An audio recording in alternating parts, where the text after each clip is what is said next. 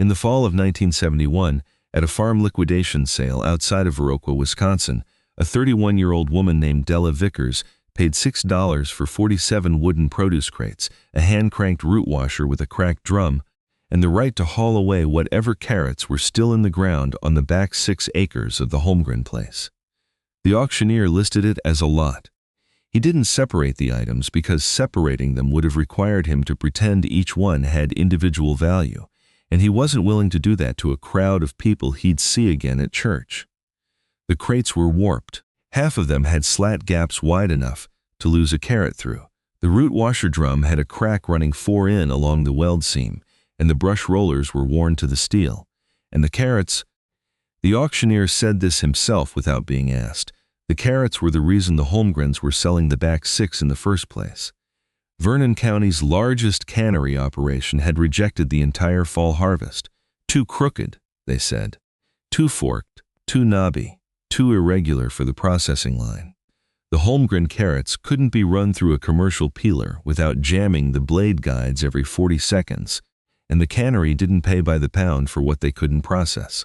So, 40 tons of perfectly edible carrots were sitting in 6 acres of black Vernon County loam, and the Holmgrens were done with them. Della Vickers bid $60, and nobody bid against her. Her brother-in-law, Gene, was standing 3 people to her left when she raised her hand. He found her afterward near the truck and asked what she was going to do with 40 tons of carrots that a commercial cannery had already told her she couldn't sell. She said she wasn't planning to sell them to the cannery. Gene said that was fine. But what was she planning to do with them? She said she was planning to feed them to horses. Gene looked at her for a moment, looked at the back 6 acres, and then looked at the truck, which was a 1963 Ford F-100 with a dented left rear panel and 140,000 miles on it. He said she'd need a bigger truck. She said she knew that and asked if he could help her borrow one.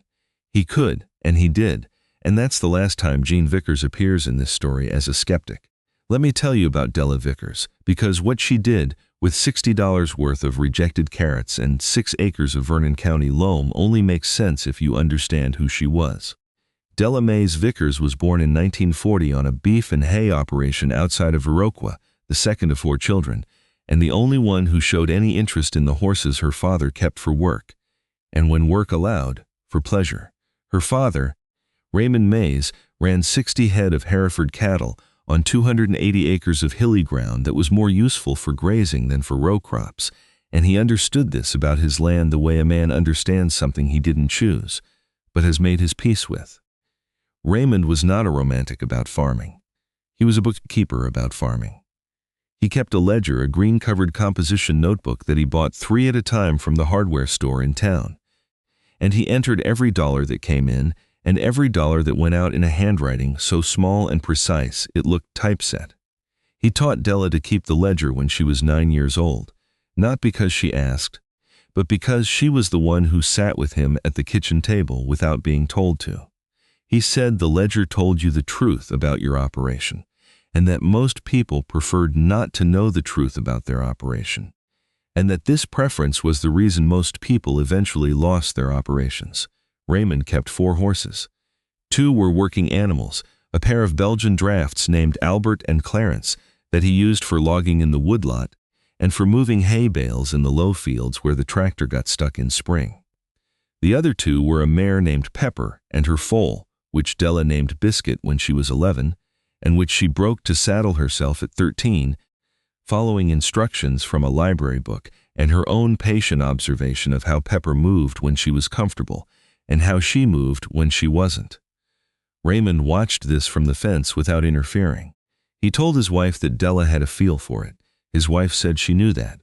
Raymond said it was unusual. His wife said she knew that too. Della finished high school in Viroqua in 1958 and had a scholarship offer from the University of Wisconsin in Madison for a teaching program.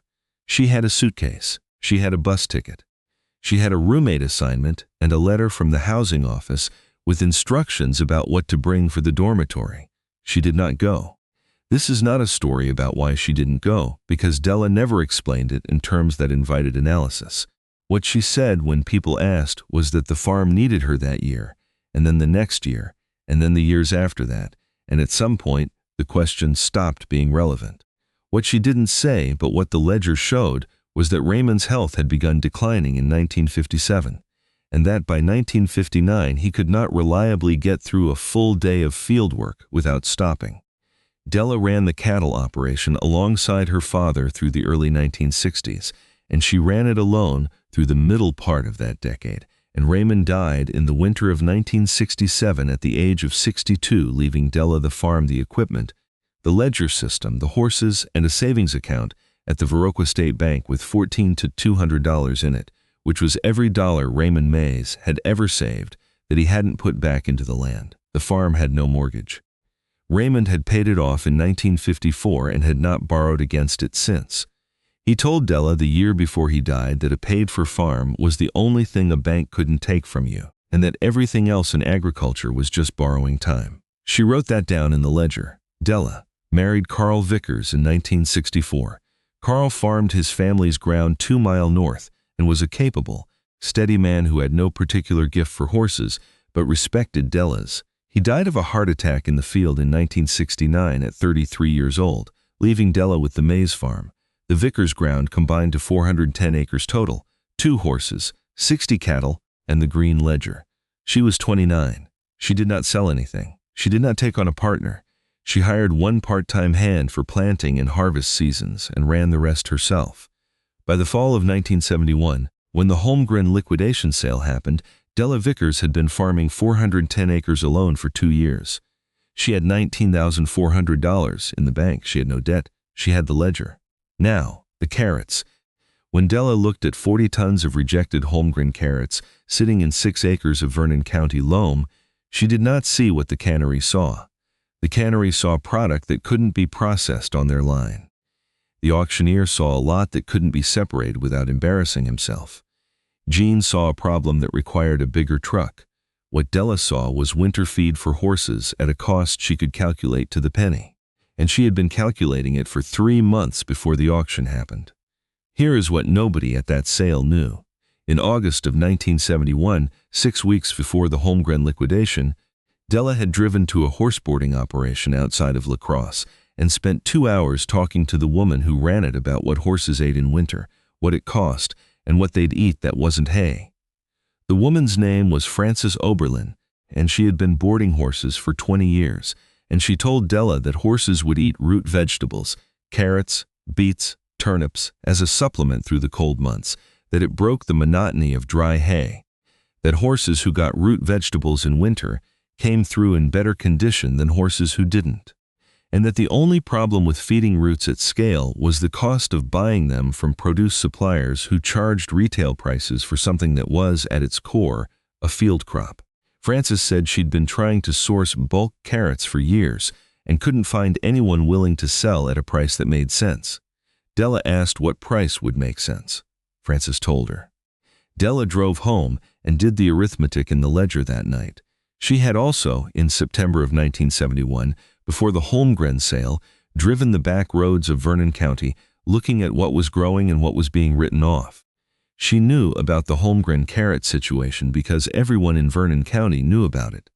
The cannery rejection had been the subject of considerable discussion at the co-op, and at least 2 conversations she'd overheard at the feed store. She had driven past the Holmgren back 6 and looked at it from the road. She had gotten out of the truck and walked into the rows and pulled up 3 carrots and looked at them. They were crooked. They were forked. One of them had grown around a rock and emerged from the soil in a shape that would have jammed a commercial peeler in under 5 seconds. She bit the end off it. It tasted like a carrot. She was back in the truck in 4 minutes. That's why nobody understood the bid.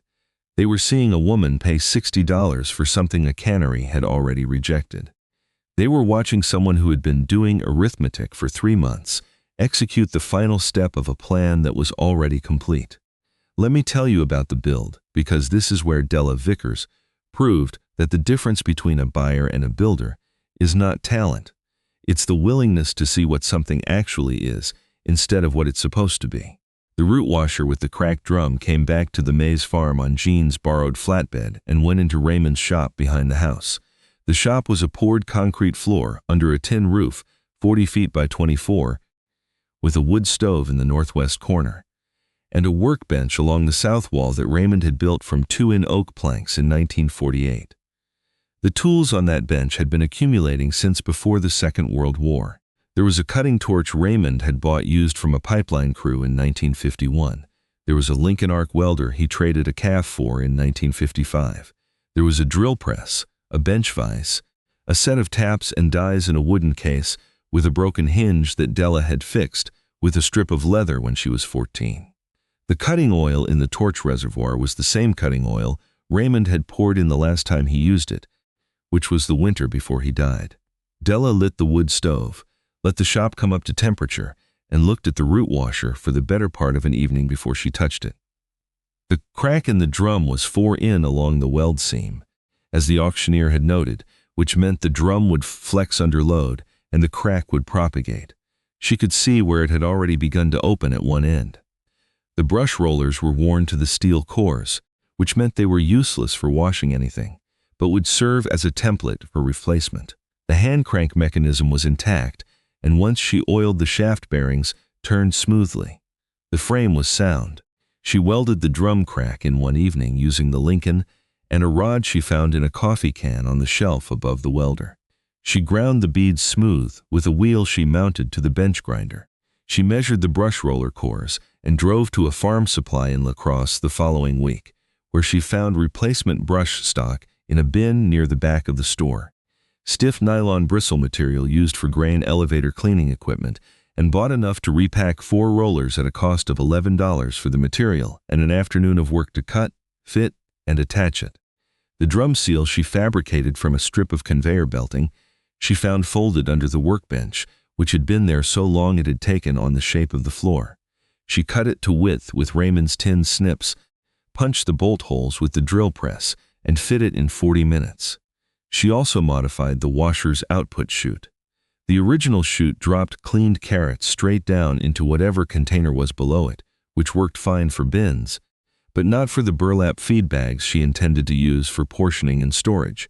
She bent a new chute from a piece of sheet steel she found in the corner of the shop. 18 gauge, roughly the right width, left over from a repair Raymond had done on a grain bin years before, and welded it to the output housing at an angle that directed carrots into the bag opening without her having to hold the bag and operate the crank simultaneously. The crates she sorted by condition. 22 were sound enough to use for field hauling. The remaining 25 she broke down for lumber, which she stacked in the shop and used over the following winter for miscellaneous repairs.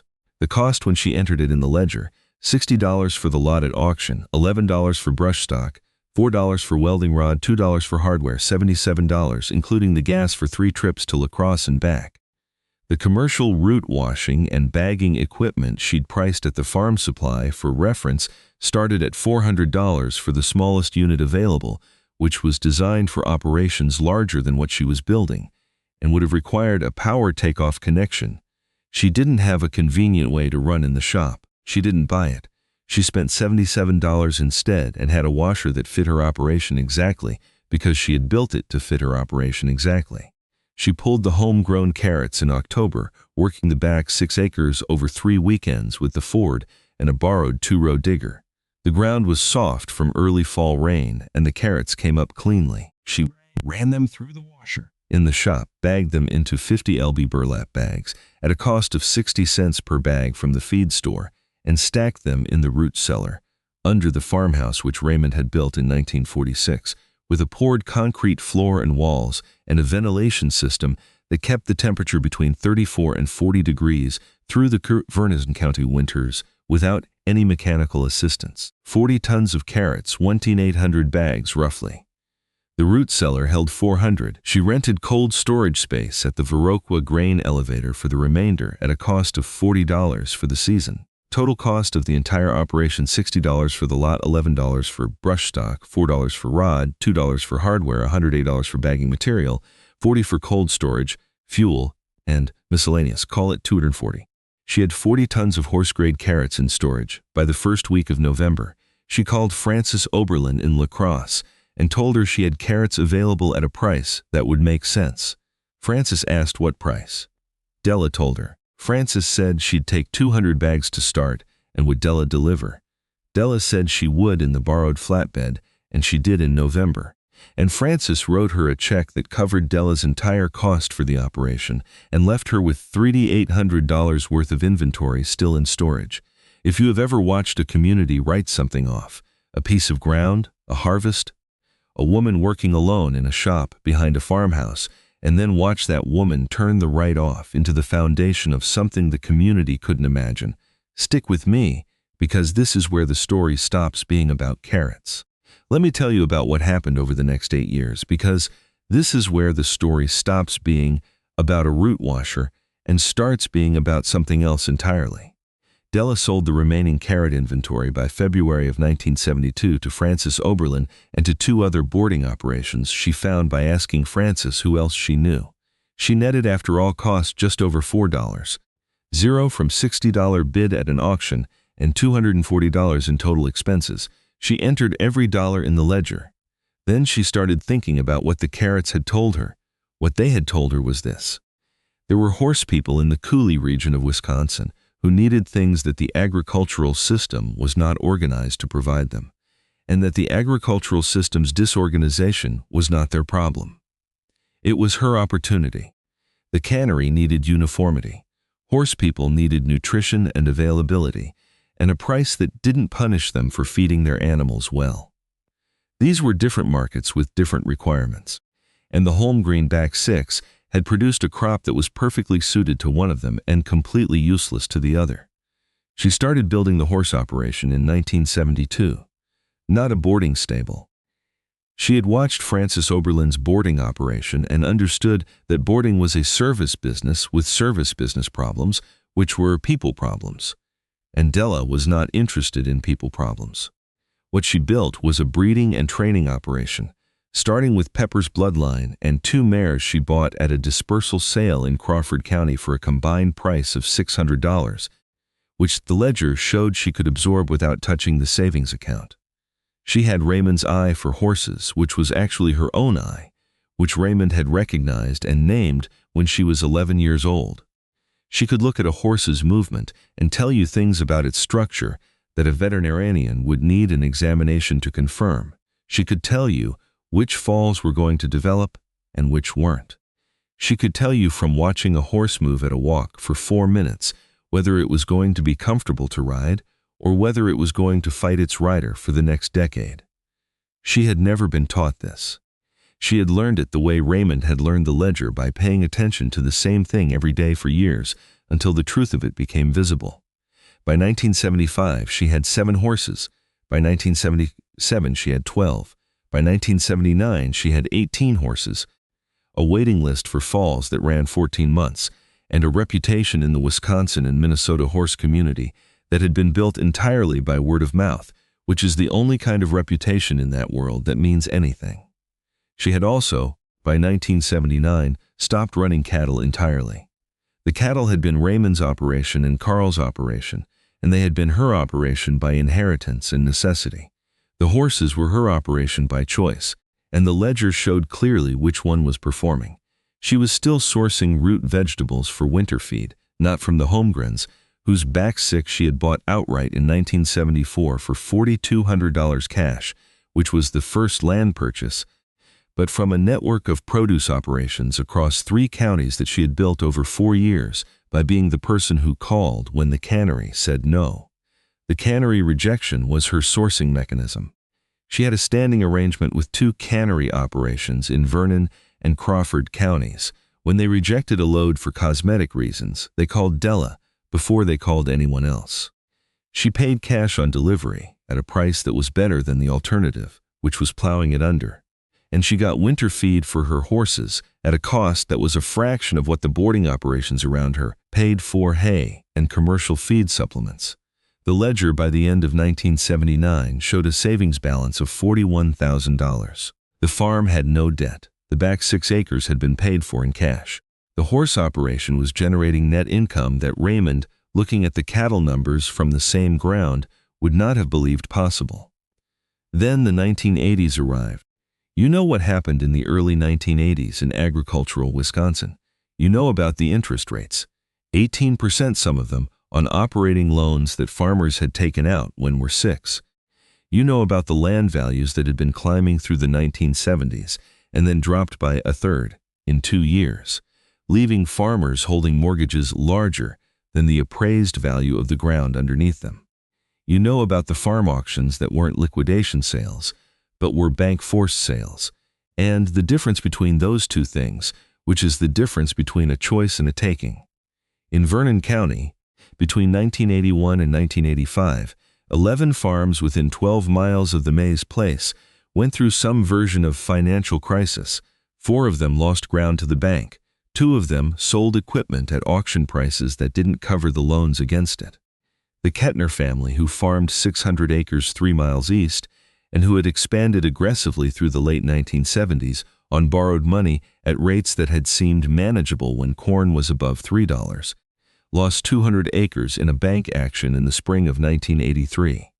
Dale Kettner had been one of the men at the co-op in 1971 who had laughed about the carrot auction. Della did not find this satisfying. She found it sad because Dale Kettner was not a bad farmer. He had built his operation on borrowed money at a time when borrowed money seemed like the rational approach, and the interest rate had done to him what interest rates do when they move faster than the underlying economics can absorb, not because he was reckless, because he had trusted a system that changed the rules while he was mid-operation. Della's expenses in 1982 were not meaningfully different from her expenses in 1978. Her feed costs were low because she had built a sourcing network around rejected produce. Her land costs were zero because the land was paid for. Her equipment costs were low because Raymond's shop had taught her to repair rather than replace. And because she had spent 11 years making decisions that kept the equipment load proportional to what the operation could support without borrowing. When hay prices spiked in the drought summer of 1983, she had root vegetables in cold storage, and the horses came through the winter in better condition than horses on hay-only rations at twice the cost. Her waiting list for falls did not shorten during the farm crisis. It lengthened. Horse people with discretionary income were not the demographic most exposed to agricultural credit collapse, and the reputation she had built through the 1970s was paying dividends in a market that was, for her specific operation, largely insulated from the forces destroying her neighbors. By 1984, she had $78,000 in the bank. In the spring of 1985, the Kettner ground came to auction. Not all of it. Dale had managed to hold the home place and the buildings, but the 200 acres the bank had taken, the east fields that ran along the ridge above creek, came up at a forced sale in April. Good ground, flat enough to work easily with a natural drainage pattern that kept it from ponding in wet springs. Della had looked at it from the road for 2 years. The auction was held at the county fairgrounds in Viroqua. There were 11 bidders registered. 3 of them were land investment companies from outside the county. 2 were neighboring farmers who had survived the crisis, with enough credit still available to bid, though not enough to bid high. The rest were individuals. Della Vickers registered as bidder number 7. She was 44 years old. The bidding opened at $280 per acre, which was below the pre-crisis value, but above what the distressed market had been producing. The investment companies bid methodically. One of the neighboring farmers dropped out at $310. The other stayed through $340 and then stopped. At $355 per acre, it was Della and 2 investment company representatives. At $370 per acre, one of the investment companies stopped. At $385 per acre, Della bid against a man in a sport coat from a land company based in Madison. And he looked at her once and raised to $390, and she bid $400, and he paused for long enough that the auctioneer started his countdown. And then the man in the sport coat set his bid card down on the table in front of him. 200 acres at $400 per acre, $80,000. She wrote a check. The room was not loud when she wrote it. It was the specific kind of quiet that happens when a group of people who have been operating on a shared set of assumptions watches something that does not fit those assumptions and has to stop and recalibrate before it can make any noise at all. People who had known Della Vickers for 20 years, who had watched her pull carrots out of the Holmgren back 6 in 1971, who had been at the co-op when the carrot auction story made its rounds, were standing in that room watching her write an $80 zero-show check for 200 acres of Vernon County ridge ground while the rest of the county was losing farms to the bank. Dale Kettner was there. He had to be there. It was his ground. He was standing near the back of the room. When Della finished writing the check and looked up, their eyes met for a moment. He nodded at her. She nodded back. That was the entirety of it, and it was enough. Let me tell you how this ends. Because the ending is the part that Raymond Mays would have understood without a word of explanation.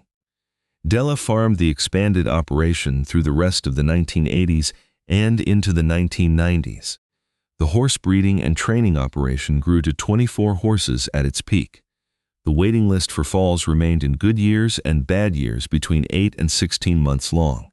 She bought 2 more parcels in the early 1990s. A 12-acre woodlot adjacent to the home place in 1991 and 30 acres of creek bottom hay ground in 1993, both for cash. Both entered in the ledger the same day. Raymond's shop behind the farmhouse was still standing. The wood stove still worked. The Lincoln welder was still on the shelf where Raymond had put it next to the coffee can of welding rod. The root washer she had rebuilt in 1971 was still in the corner of the shop. Still functional, still running on the modified chute she had bent from Raymond's leftover sheet steel. She had used it every fall for 22 years. In 1993, Della's niece, Carol, her brother's youngest daughter, 17 years old, who had been coming to the farm on weekends since she was 9, started spending full summers at the Mays place.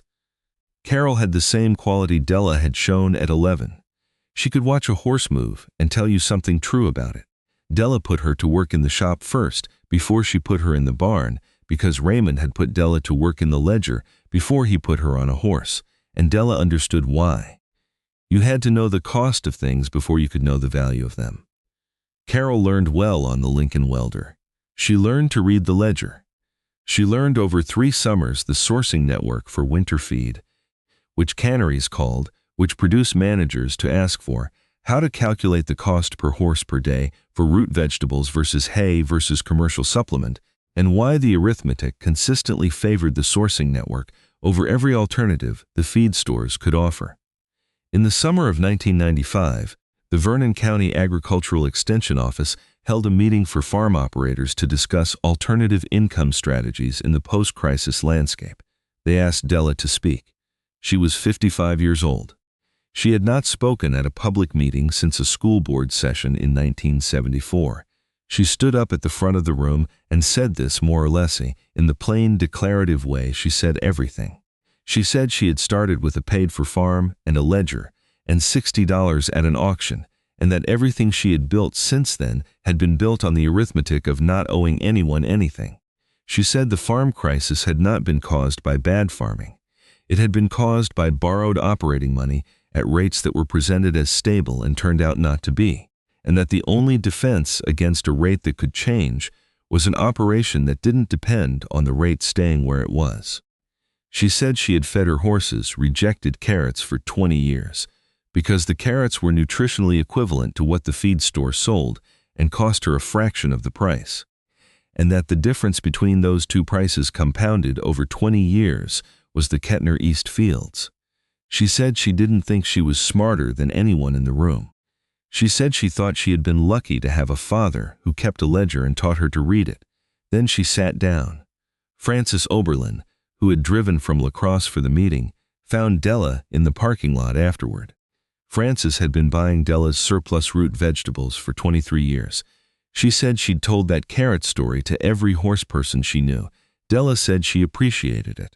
Francis said what she actually appreciated was the consistency of the delivery schedule. Della said that was the same thing.